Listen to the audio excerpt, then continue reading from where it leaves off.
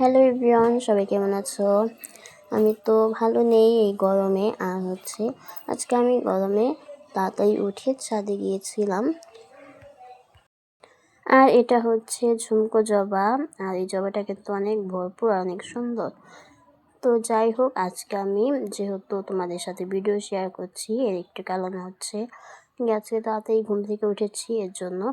আর প্রতিদিনই কিন্তু আমরা ফুল তুলি, যেহেতু পূজা দিতে হয়। আর এটা ছিল লাল জবা, আর এটা হলুদের মধ্যে লাল কালার, এটা কাদমালতি ফুল। আর এটা চাপা ফুল বলে, কিন্তু এটা আসলে মনে হয় চাপা ফুল না। তো এটা অপরাজিতা আর নীলকণ্ঠ, তোমরা যে নামেই চেনো, আমরা তো দুই নামেই চিনি। আর এগুলো কিন্তু অনেক ফুটেছে। আর এটা বিস্কিট ফুল গাছ। তো বিস্কিট ফুল ধরেছে, বিস্কিট ফুল কিন্তু একদম বিস্কিট কালার, আর তার মধ্যে গাঢ় একদম খয়েরি। আর এটা ছিল, এই ফুলটাও কিন্তু নয়নতারা বিস্কিট ফুল নামে পরিচিত। তো এই যেটা আর কি।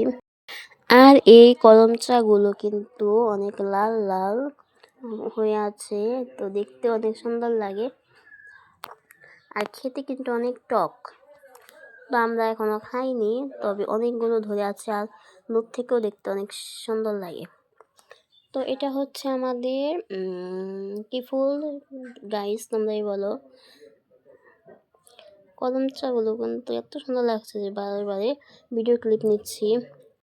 আসলে ওইটা তোমরা কি বলতে পেরেছো? আমি বলে দেই, ওইটা কলকা ফুল।